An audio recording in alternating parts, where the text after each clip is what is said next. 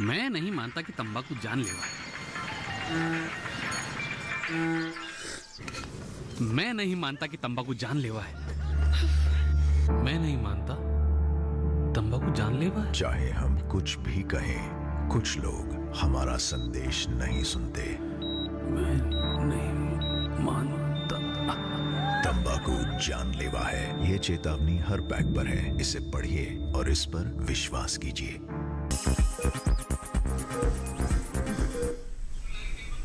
Break के बाद एक बार फिर आपका स्वागत है स्वस्थ किसान में। आज हम बात कर रहे हैं महिलाओं के स्वास्थ्य के बारे में, कैसे कई बार डायबिटीज़ उन्हें काफ़ी परेशान करती है, थायराइड की समस्या हो जाती है, लेकिन जागरूकता ना होने की वजह से महिलाएं अपने स्वास्थ्य को नज़रअंदाज करती रहती हैं, उस पर ध्यान नहीं दे पाती हैं या फिर सही समय पर इलाज उन्हें नहीं मिल पाता है।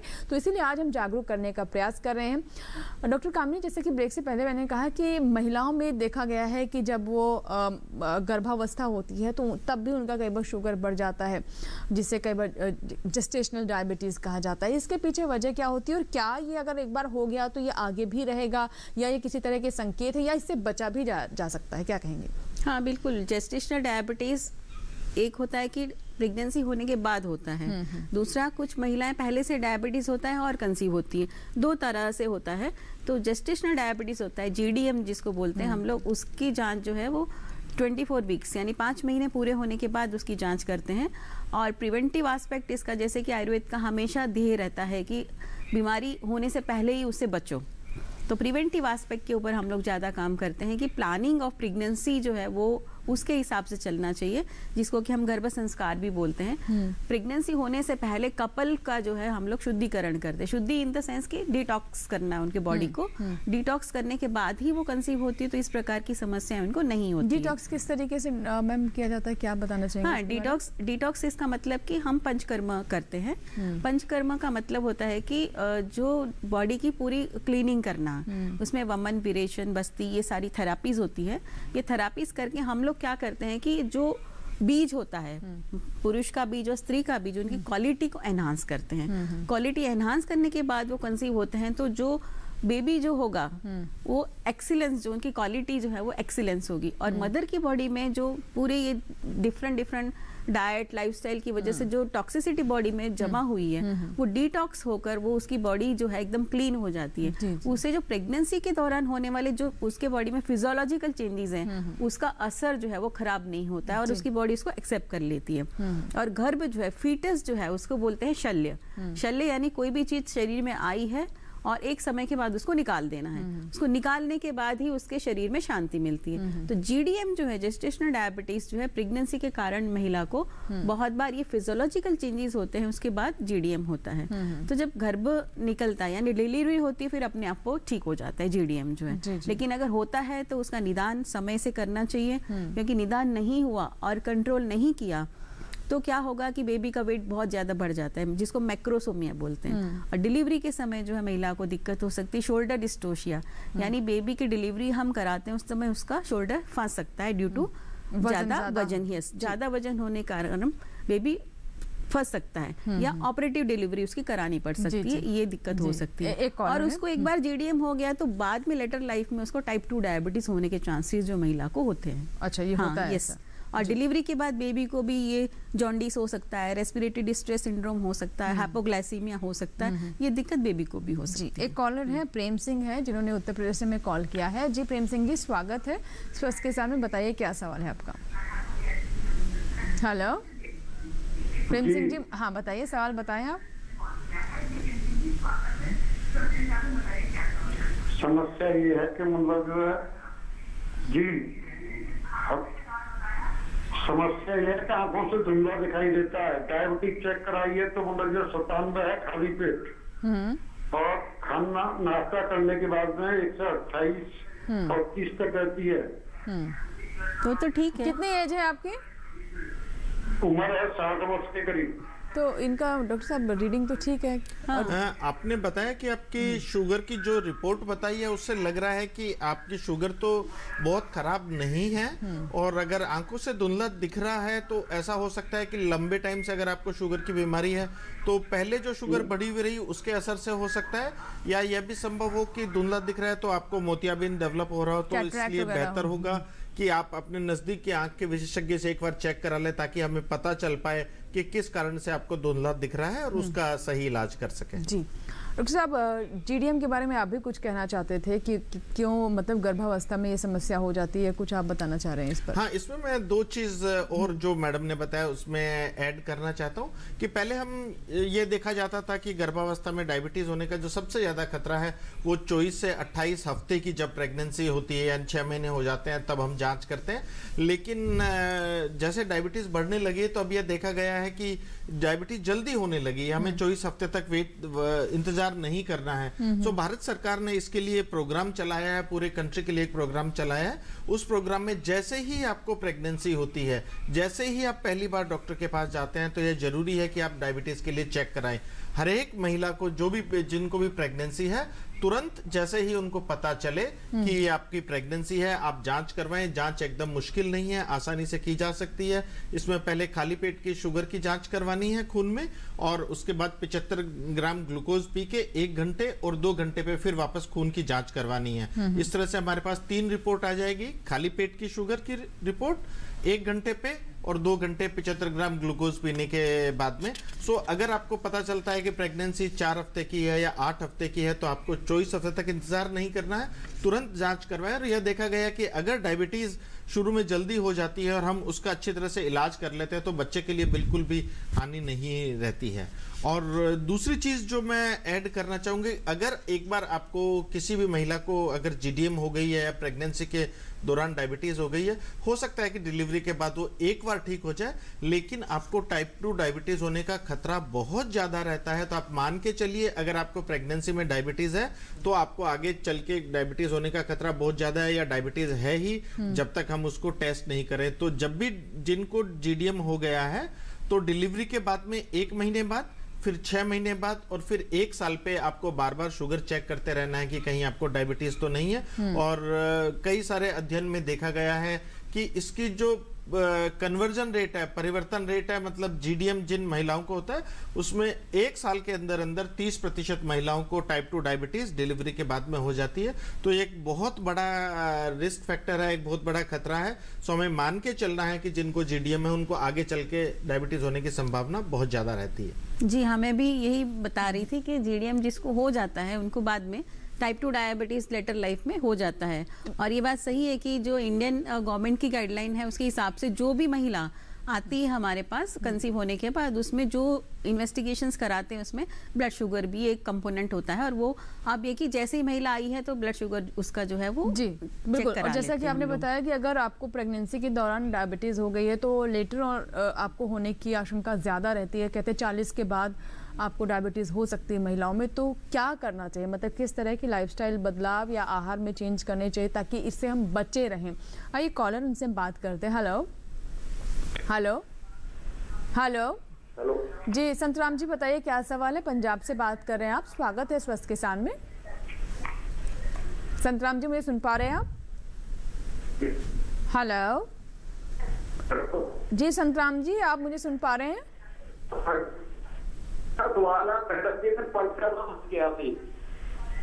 संतराम जी मैं जलंधर से बोल रहा हूँ, पंजाब। हाँ बताएं, सवाल बताएं अपना। हाँ जी, मेरा सवाल है, मैडम ने पंचकर्मा बोला था, शुद्धिकरण। हाँ जी, मेरा सवाल है, मैडम ने पंचकर्मा के बारे में बोला था, लेकिन पंचकर्मा को जरा अच्छी तरह बताएं कैसे करना है।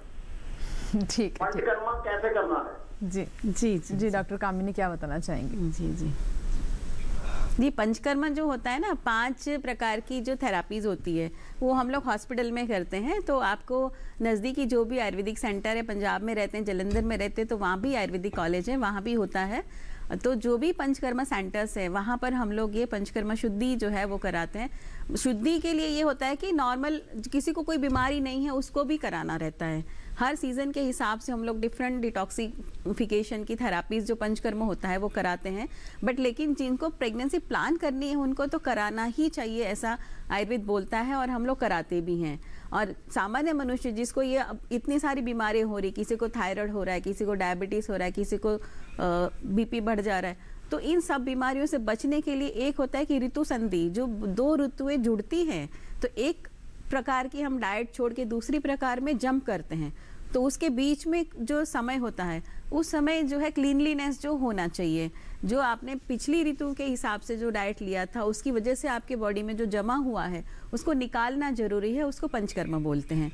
तो वो हम लोग कराते हैं। वमन यानी कि उसमें कुछ दवाई पिला के तो ऊपर के रास्ते से टॉक्सिसिटी निकालते हैं, विरेचन होता है नीचे के रास्ते से निकालते हैं। ये अलग अलग होती है, उसमें मालिश सेक करके, वो एक विशेष चिकित्सा है जो आपको हॉस्पिटल में ही करानी चाहिए, खुद से नहीं करनी चाहिए। बिल्कुल। तो आप उन्हें बता भी दिया उन्हें रास्ता कि अगर वो इस चीज़ में इंटरेस्टेड हैं तो वो डॉक्टर के पास जा सकते हैं, और आयुर्वेद जैसे बता रहे सेंटर है वहाँ पर भी है, तो ज़रूर इसका लाभ लें। चलिए बढ़ते हैं आगे और अब बात करते हैं थायराइड की। जी हाँ, अगली हम रिपोर्ट दिखाने वाले हैं कि हार्मोनल क्षमता में हुई गड़बड़ी से होने वाली बीमारी थायराइड क्या है और किस हद तक सेहत को इससे खतरा हो सकता है।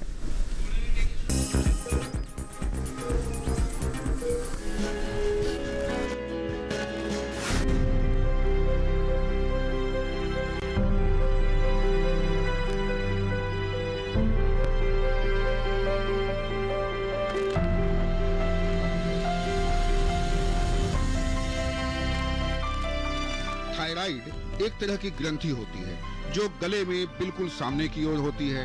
लेकिन क्या आप जानते हैं आखिर किन कारणों से होता है थायराइड? तो इसे देखिए, यह है थायराइड ग्रंथि। जी हाँ, तितली के आकार की दिखने वाली यह ग्रंथि आपके द्वारा खाए गए भोजन को ऊर्जा में बदलने का काम करती है। साथ ही यह आपके हृदय, मांसपेशियों, हड्डियों और कोलेस्ट्रॉल को भी प्रभावित करती है। बता दें कि अधिक तनाव के कारण हार्मोन्स का स्तर तेजी से बढ़ने लगता है और प्राइमरी हाइपोथायराइड की समस्या होते ही हार्मोनल ग्रंथि काम करना बंद कर देती है, जिससे रोगों से लड़ने की क्षमता भी कम होती जाती है।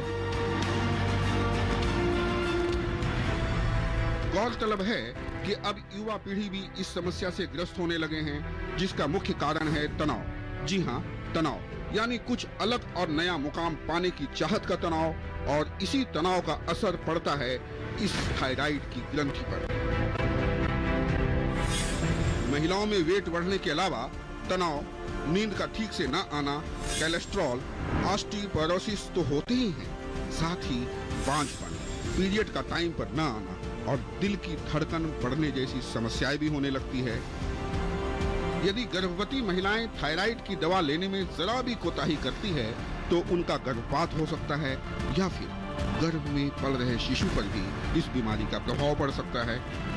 कई लोग ऐसे भी हैं जो नियमित दवा को अपनी जीवन शैली का हिस्सा नहीं बनाना चाहते। बता दें कि वे लोग अपने जीवन के साथ अन्याय करते हैं, खिलवाड़ करते हैं। इससे उनके शरीर में कई किस्म के असामान्य बदलाव होते हैं और कोलेस्ट्रॉल भी प्रभावित होता है। बता दें कि थायराइड के रोगियों के लिए धूम्रपान एक जहर की तरह है, क्योंकि सिगरेट के धुएं में पाया जाने वाला थायोसाइनेट थायराइड ग्रंथि को नुकसान पहुंचाने वाला एक बड़ा कारण होता है। इसके अलावा सोया मिल्क या इससे बने अन्य पदार्थ भी थायराइड की समस्या का एक बड़ा कारण होता है, क्योंकि सोयाबीन हाइड्रोजेनेटेड फैट और अनसैचुरेटेड ऑयल का सबसे बड़ा स्रोत है। इसलिए जिनमें विटामिन डी पाया जाता हो, जैसे मछली, अंडे, दूध और मशरूम का पर्याप्त मात्रा में सेवन करें। और हाँ, कभी भी भूखे न रहें। जब भी भूख लगे तो सब्जियां, फल को ही तरजीह दें। और हाँ, चिप्स और अन्य कैलोरी उत्पादों से दूर रहें। सप्ताह में कम से कम 5 दिन 30 मिनट रोज व्यायाम करें। इससे आपका दिल तो स्वस्थ रहेगा ही, आपका मेटाबॉलिज्म भी बढ़ेगा। याद रखें, आपकी खुशी और आपका स्वास्थ्य एक दूसरे के पूरक हैं। यदि वास्तविक खुशी स्वस्थ स्वास्थ्य के बिना नहीं मिल सकती, तो स्वस्थ शरीर के बिना वास्तविक खुशी भी नहीं मिल सकती। इसलिए कहिए ना खुद से, लव यू जिंदगी। राजेश मिश्र, दूरदर्शन किसान।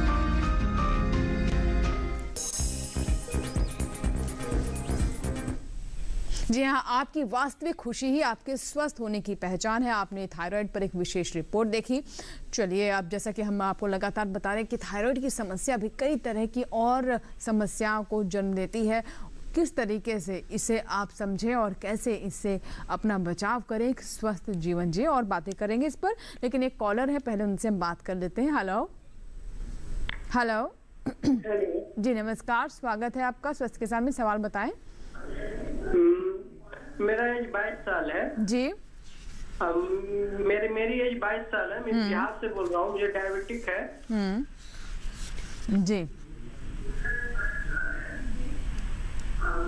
पहले टेलीविजन की आवाज बंद कर दीजिए अमित जी। आप हमको डायबिटिक है, 22 साल एज है मेरी।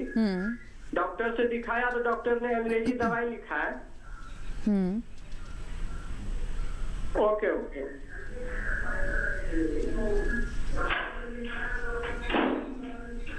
जी, पहले आप टेलीविजन की आवाज कम कर दीजिए अमित जी, ताकि मैं आपको ठीक से सुन पाए। बहुत धन्यवाद। अब सवाल पूरा करें। मेरी एज 22 साल है और हम अभी इधर, हमको 6 महीना पहले डायबिटिक हमको हुआ है। डॉक्टर से दिखाया तो डॉक्टर ने अंग्रेजी दवाई डेपन और 50/10 mg का लिखा हुआ है एक टाइम का, और एक टाइम मेटफॉर्मिन। तो क्या खाना उचित रहेगा? अच्छा ठीक है डॉक्टर साहब, मैं इससे जुड़ा सवाल भी आपसे पूछना चाहूँगी, क्योंकि अक्सर हम देखते हैं कि जिन्हें भी डायबिटीज़ डॉक्टर बताते हैं होता है, निकलता है, तो वो बहुत समय तक दवाओं को अवॉइड करते रहते हैं। वो सोचते हैं कि हम अपने लाइफस्टाइल में चेंज कर लेंगे, वॉक कर लेंगे, जो कि अच्छी बात है, तो वो बचे रहेंगे। क्या कहेंगे आप ऐसे लोगों से जो कि दवा बिल्कुल अवॉइड करते रहते हैं? क्या वाकई में ऐसा किया जा सकता है? जहाँ तक अमित जी का सवाल है कि ये कह रहे हैं कि 22 साल इनकी उम्र है और इनको अभी 6 महीने से डायबिटीज है, तो सबसे पहले तो हमें ये सुनिश्चित करना होगा कि कहीं इनको टाइप 1 डायबिटीज तो नहीं है। तो हम चेक करके देख सकते हैं कि अगर टाइप 1 डायबिटीज नहीं है तो टाइप 2 डायबिटीज में सबसे पहले आमतौर पे ये करते हैं कि हम आपको कहते हैं कि आप पहले लाइफस्टाइल और में अपना जीवनचर्या में चेंज कीजिए, खाने में चेंज कीजिए, घूमना फिरना बढ़ाइए, रोज सुबह शाम आधा घंटा पौन घंटा वॉक कीजिए, तेज चलने की कोशिश कीजिए, क्योंकि आपकी उम्र बहुत कम है, इसलिए आप हो सकता है कि दौड़ भी लगा लें और उससे शरीर में परिवर्तन आएंगे और उसकी वजह से हो सकता है कि डायबिटीज आपकी जो है वो वापस ठीक हो जाए, नॉर्मल रेट में आ जाए। अगर 1 महीना आप पूरी कोशिश कर लें, खाने में परिवर्तन भी कर लें, सुबह शाम घूम भी लें, और उसके बाद भी अगर शुगर कंट्रोल नहीं आती है तो उस स्थिति में हो सकता है कि कुछ टाइम के लिए हमें दवाइयां लेने की जरूरत पड़े ताकि हम शुगर कंट्रोल कर सके। लेकिन यह समझना बहुत जरूरी है कि हमें लंबे टाइम तक दवाइयों से बचना नहीं है। अगर हम जीवनचर्या में इतना बचाव कर लें कि जिससे हम समझते हैं कि हमने अच्छी तरह से बचाव कर लिया है, हमने खाना पीना भी कंट्रोल कर लिया, उसके बाद भी नहीं है तो हमें दवाई शुरू कर लेनी चाहिए। हमारा जो उद्देश्य है वो ये है कि शुगर कंट्रोल रहनी चाहिए, चाहे खान पान से रहे या दवाइयों से। सो अगर खान पान का हमने पूरा ध्यान रखा है और उसके बाद भी नहीं कंट्रोल है तो हमें दवाई शुरू कर लेनी चाहिए। लेकिन कई बार हम ये भी देखते हैं कि बहुत आप खान पान पे भी ध्यान दे रहे हैं, वॉक भी कर रहे हैं, सब कुछ कर रहे हैं, लेकिन उसके बाद भी कंट्रोल में नहीं आती शुगर। ये किस स्थिति में होता है? मतलब शरीर में ऐसी क्या समस्या हो गई कि आप इतना सब कुछ कर रहे हैं तब भी नहीं होती कंट्रोल? बिल्कुल ऐसा नहीं है कि सारे केसेस में सब पेशेंट्स को हम वॉक से और डायबिटीज और खाने में बदलाव से ठीक कर सकते हैं। कुछ केसेस में जैसे बीमारी बढ़ती है आगे, जैसे इंसुलिन का शरीर में बनना धीरे धीरे कम होता जाता है, तो उस स्थिति में हमें जरूर नहीं है कि केवल खान पान से ही हम शुगर कंट्रोल कर लें, तो हमें कुछ दवाइयों की जरूरत पड़ेगी। वो दवाइयां कुछ समय तक कारगर रहेगी, हो सकता है अगले 4-5 साल 6 साल हम दवाइयों से शुगर को कंट्रोल में कर लें। और कुछ पेशेंट में, बहुत कम पेशेंट में यह स्थिति भी आती है कि गोलियां जैसे काम नहीं कर रही है, हमने गोलियां दी है, तो उनको हम गोलियों के साथ में या केवल इंसुलिन देके हम शुगर कंट्रोल करते हैं। हमारा मुख्य उद्देश्य है कि शुगर कंट्रोल रहना है। वो गोलियों से भी हो सकता है, और अगर गोलियां काम नहीं कर रही हैं तो हमें इंसुलिन भी लगाना पड़ सकता है। लेकिन अगर हम शुगर कंट्रोल में रखेंगे तो हमारी जिंदगी को किसी तरह का कोई खतरा नहीं है, हम किसी तरह के कॉम्प्लिकेशन नहीं होंगे अगर शुगर कंट्रोल में। और अगर शुगर कंट्रोल में नहीं रहेगी तो बहुत तरह की समस्या हो सकती है। बिल्कुल। एक कॉलर है, एक और भी है कि स्मोकिंग जो है वो उनको जो है स्मोकिंग करते हैं तो उसको भी छोड़ना जरूरी है। विजय कुमार है कॉलर, आइए उनसे बात कर लेते हैं। जी विजय जी, स्वागत है स्वस्थ के सामने, सवाल बताइए। हेलो जी विजय जी, पहले टेलीविजन आप म्यूट कर दें। हाँ मैडम, बंद करें। जी धन्यवाद आपका। आप सवाल पूछिए। आप जी बंद कम कर दिया मैडम। जी सवाल पूछिए सवाल आप। हेलो जी, हम सुन रहे हैं आपको। विजय जी सवाल पूछिए। हेलो विजय। हाँ मैडम, अरे इंसुलिन भी लग रहा है लेकिन शुगर कंट्रोल नहीं हो रहा है। तो जी, हम इसी पर ही बात करते हैं। डॉक्टर साहब, ये एक और जैसे कि इंसुलिन के बारे में आपने भी कहा, इंसुलिन लेने के बाद भी कई बार शुगर अगर कंट्रोल नहीं हो रही तो क्या उसकी मात्रा बढ़ाने की ज़रूरत है? और कई बार ये भी कहा जाता है कि कब तक बढ़ाएंगे, मतलब ये भी एक स्थिति पैदा हो जाती है, तो क्या कहें? बहुत अच्छा सवाल है ये कि हमने इंसुलिन शुरू कर दिया और अब भी हमारी शुगर कंट्रोल नहीं हो रही है। हमें यह समझना जरूरी है कि इंसुलिन ऐसा कोई जादू नहीं है कि इंसुलिन हमने शुरू किया और तुरंत कंट्रोल हो जाएगा। इंसुलिन शुरू किया और उसके साथ में भी अगर हमारे खाने पीने में कंट्रोल नहीं है और अगर हम फिर भी परिश्रम नहीं कर रहे हैं और इंसुलिन की पर्याप्त मात्रा नहीं ले रहे हैं या पर्याप्त मात्रा से ज्यादा भी हम अगर इंसुलिन ले रहे हैं तो उससे ऐसा नहीं है कि अपने आप तुरंत कंट्रोल हो जाएगा।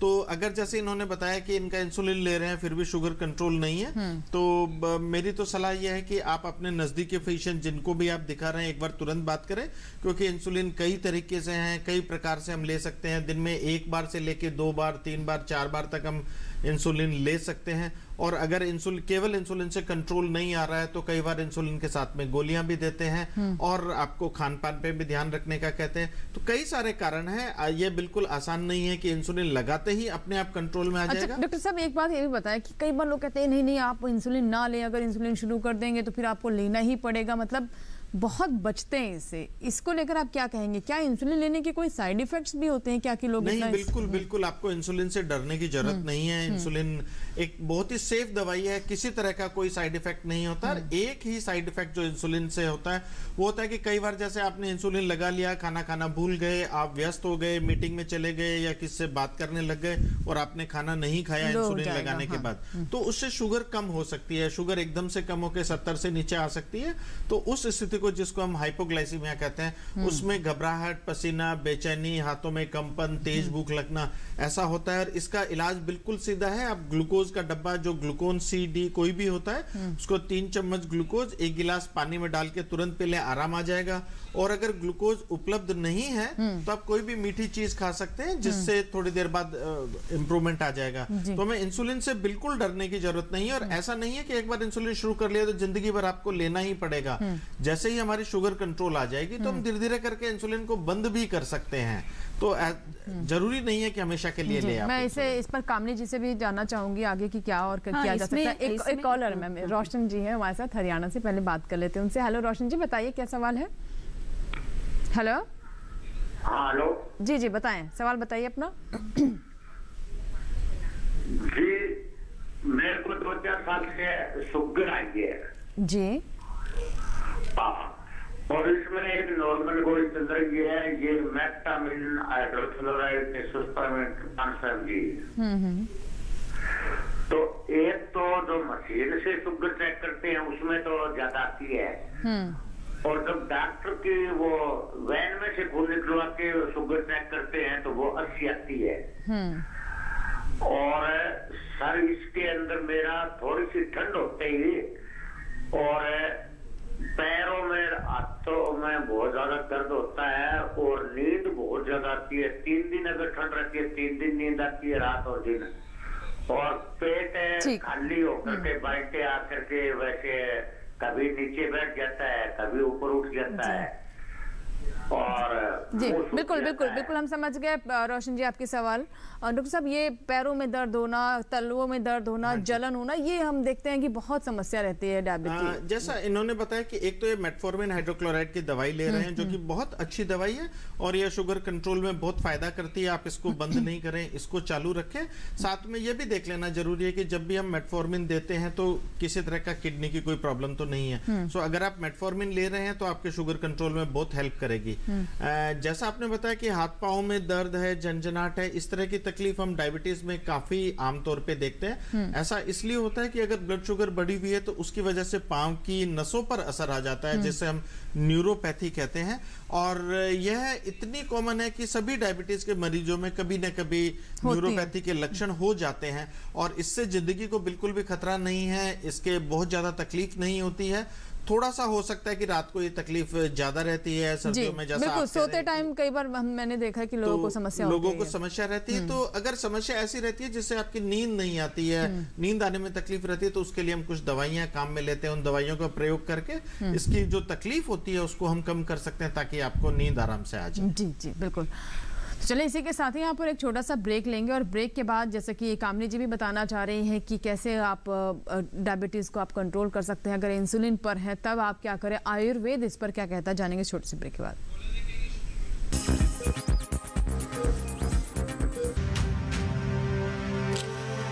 भारत की पोलियो से जीत की कहानी बड़े बड़े शब्दों में लिखी जाएगी, पर इस जीती हुई लड़ाई को कायम रखने के लिए हमें अपने प्रयासों को जारी रखना होगा जब तक दुनिया से पोलियो का खतरा पूर्ण रूप से टल न जाए। खतरा है बरकरार, इसीलिए पोलियो की खुराक पिलाना है हर बार। 2 बूंद हर बार, पोलियो पर जीत रहे बरकरार।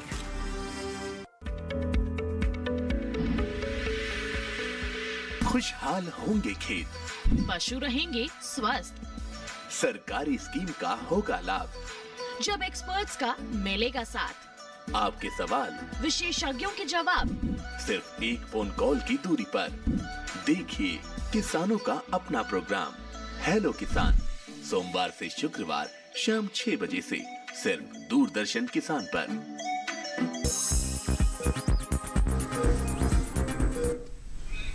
ब्रेक के बाद एक बार फिर आपका स्वागत है। आज हम बात कर रहे हैं डायबिटीज़ की और साथ ही साथ किस तरीके से आप डायबिटीज़ के साथ एक स्वस्थ जीवन जी सकते हैं। इससे जुड़ी बहुत सारी जानकारियां हमने आप तक पहुंचाई। डॉक्टर कामिनी, आप कुछ कहना चाह रही थी कि अगर कोई पेशेंट है जो इंसुलिन पर है और दवा भी ले रहा है तब भी कंट्रोल नहीं आ रही है, तो उसे लाइफस्टाइल या फिर आप आयुर्वेद में क्या बताना चाहेंगे? नहीं, पहले तो थोड़ा मैं क्लियर करना चाहूँगी कि ये इंसुलिन काम नहीं कर रही, वहाँ क्या होता है।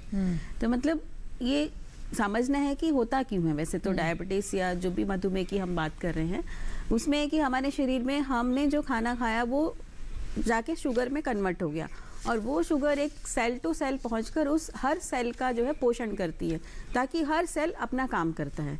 अब यहाँ डायबिटीज़ होने का कारण क्या है कि पैनक्रियाज से इंसुलिन निकला है, वो उस शुगर को करता है कन्वर्ट और फिर जाकर इफेक्ट होता है।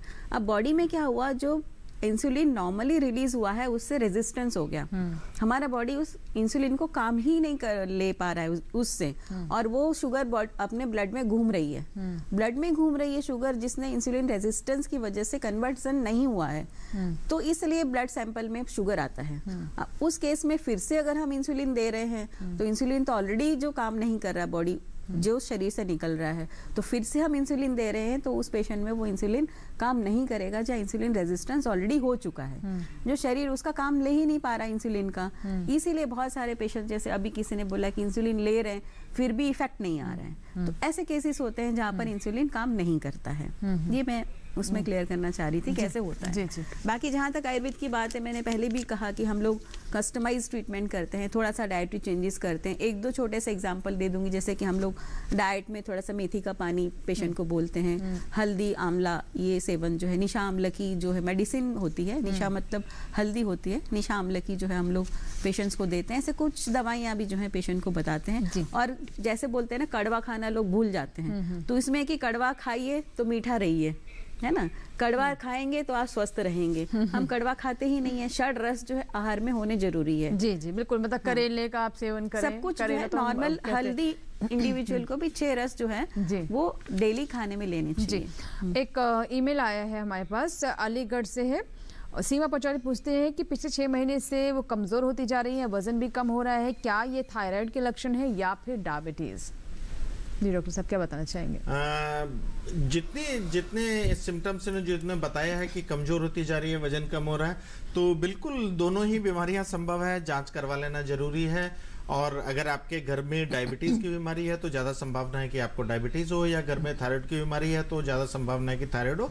जो वजन कम होने वाली थायराइड की यानी हाइपरथायराइडिज्म की, जिसमें हार्मोन ज्यादा बनता है, वो एक कॉमन बीमारी नहीं है, उसके होने की संभावना बहुत कम होती है, बजाय इसके कि कम हार्मोन बनने वाली यानी हाइपोथायराइडिज्म की बीमारी है। अगर आपका वजन कम हो रहा है, कमजोर हो रहे हैं, तो जिस हिसाब से डायबिटीज फैल रही है, मैं तो पहले ये कहूंगा कि आप शुगर का चेक करवा लें, डायबिटीज के लिए चेक करवा लें, उसके होने की संभावना ज्यादा है। इसके अलावा और भी हो सकता है, जैसे ट्यूबरकुलोसिस हो सकता है, एनीमिया हो सकता है, खून की कमी हो सकती है, लीवर की प्रॉब्लम हो सकती है। डॉक्टर के पास जाके इनको चेकअप कराना चाहिए, जरूर कराना चाहिए, है ना, क्यों कम हो रहा है वजन। एक और हमारे पास कॉल, ये माफ कीजिएगा, ईमेल आया है, अरुण नेगी है, जिन्होंने कर्णप्रयाग उत्तराखंड से लिखा है। ये कह रही मेरी माँ को 2 साल से थायराइड है और दवा ले रही है, कब तक ये दवा लेनी पड़ेगी? जी डॉक्टर साहब। थायराइड में जहां मैं समझ रहा हूं जो आपकी ईमेल आई है उससे कि आपको हाइपोथायराइडिज्म है, यानी थायराइड कम बनने की बीमारी है। और अगर हम ये माने कि ये बीमारी का जो निदान है, जो डायग्नोसिस है, वो एकदम सही है, तो आपको लाइफ लॉन्ग दवाई लेने की जरूरत है। जब तक सांस चलेगी तब तक दवाई लेने की जरूरत है, आप बिल्कुल बंद नहीं कर सकते हैं। और अधिकतर केसेस में जिनको भी दवाई शुरू होती है, जिनका TSH बढ़ा हुआ रहता है, उनको लाइफ लॉन्ग दवाई की जरूरत होती है। थायराइड की दवाई जो हाइपोथायराइडिज्म की है, वो सवेरे उठते ही खाली पेट लेना है, आधे घंटे तक आपको चाय दूध नहीं पीना है, उसके बाद आप अपना रूटीन शुरू कर सकते हैं। भूलना नहीं है, बराबर लेना है। और अगर हाइपोथायराइडिज्म का डायग्नोसिस सही है तो जिंदगी भर लेना। जी कामिनी, जैसा हमने ब्रेक से पहले कहा था कि उस पर हम बात नहीं कर पाए, जिन महिलाओं को प्रेगनेंसी के दौरान अगर डायबिटीज़ हो गई है तो उनमें ये आशंका रहती है कि 40 के बाद उन्हें डायबिटीज़ हो सकती है। उनके पास क्या चारा, मतलब वो क्या करें कि वो बची रहें? हाँ, वो एक ही, जैसे सर ने बताया था कि एक फिक्स इंटरवल पे उनको ब्लड टेस्ट कराना चाहिए कि उनके शरीर में बढ़ रहा है, नहीं बढ़ रहा है, शुगर लेवल क्या है, उसकी जांच कराए, अपना वजन नियंत्रण में रखे। सबसे बड़ी बात है कि अगर प्रीवियस हिस्ट्री है कि उनको प्रेगनेंसी में डायबिटीज़ हुआ था तो बिल्कुल भी लापरवाही ना करें, अपना वजन नियंत्रण में रखें, अपने खान पान पे ध्यान रखें और एंग्जाइटी और स्ट्रेस उससे बचें, गुस्सा ना करें, तनाव से बचें। और पूरा ये बोलते हैं कि हफ्ते में 3 दिन एक्सरसाइज आप करते हो तो आप स्वस्थ रहते हो। जी डॉक्टर साहब, अभी कार्यक्रम में समाप्त करने का समय, मैं बहुत कम शब्दों में जानना चाहूँगी। देखिए कोरोना काल जो था, इसमें हमने देखा कि अन्य बीमारियों पर बहुत बुरा प्रभाव पड़ा। डायबिटीज़ को लेकर आप क्या कहना चाहेंगे कम शब्दों में? डायबिटीज में, कोरोना में, अगर हम एक बार कोरोना होके ठीक हो गया है तो अब ये देखा गया कि बहुत ज़्यादा लंबा असर इसका डायबिटीज पे नहीं पड़ता है। वापस अपनी दिनचर्या शुरू करें, जो भी एहतियात है वो एहतियात बरतते हुए, मास्क लगाते हुए आप घूमना शुरू करें। और सभी जो डायबिटीज के पेशेंट हैं उन्होंने वैक्सीनेशन करवा लिया होगा, नहीं तो करवाया तो आप तुरंत वैक्सीनेशन करवा लीजिए और अपने दिनचर्या में बदलाव कीजिए ताकि शुगर हम आराम से डायबिटीज को कंट्रोल कर सकें। जी जी। और दोस्तों, पिछले सप्ताह मध्य प्रदेश से नीरज मीना का हमारे पास मेल आया, जिन्होंने हमसे पूछा है कि उन्हें खाना खाने के बाद दस्त, पेट दर्द की शिकायत रहती है और क्या किसी तरीके से आयुर्वेद से इसका इलाज हो सकता है। एक और हमारे दर्शक है पश्चिम विहार दिल्ली से, इन्होंने, आशीष मल्होत्रा ने सवाल पूछा है कि इनका 1 साल से बेटे का जो वज़न है, 1 साल के बेटे का वज़न 13 किलो है, जो दूसरे बच्चों के मुकाबले ज़्यादा है, तो क्या ये एक समस्या है, इसके बारे में वो जानना चाहते हैं। आपको बता दें कि हम बहुत जल्द ही इन सवालों को अपने विशेषज्ञों के सामने रखेंगे, जिसकी सूचना आपको कार्यक्रम से 2 दिन पूर्व टेलीविजन के माध्यम से मिल जाएगी। हम बहुत आभारी हैं कि आप हमारा कार्यक्रम देखते हैं और अपने सवाल हम तक पहुँचाते हैं। ज़रूर आपके सवालों को हम विशेषज्ञों के सामने रखेंगे। बहुत बहुत शुक्रिया आप दोनों मेहमानों का, आप स्टूडियो में आए और आपने बहुत सारे सवालों के जवाब दिए और कॉलर्स के सवाल भी लिए। बहुत बहुत धन्यवाद आपका। और चलते चलते आपको बता दें कि अगर आपके कोई सुझाव है, कोई सवाल है, तो आप हमें पत्र भी लिख सकते हैं। हमारा पता नोट कर ले। हमारा पता है डीडी किसान, कमरा नंबर 7, दूसरी मंजिल, केंद्रीय कार्यक्रम निर्माण केंद्र, दूरदर्शन, खेलगांव, नई दिल्ली 110049। आप चाहे तो हमें ईमेल भी कर सकते हैं। ईमेल एड्रेस नोट कर ले, बहुत ही आसान ईमेल एड्रेस है हमारा, swasthkisan@gmail.com। तो आपके ईमेल्स और आपके पत्रों का हमें इंतजार रहेगा। अगले सप्ताह एक और विषय के साथ आपसे मुलाकात होगी। तब तक के लिए आप स्वस्थ रहें, मंगल रहें और दूरदर्शन किसान के साथ बने रहें। नमस्कार।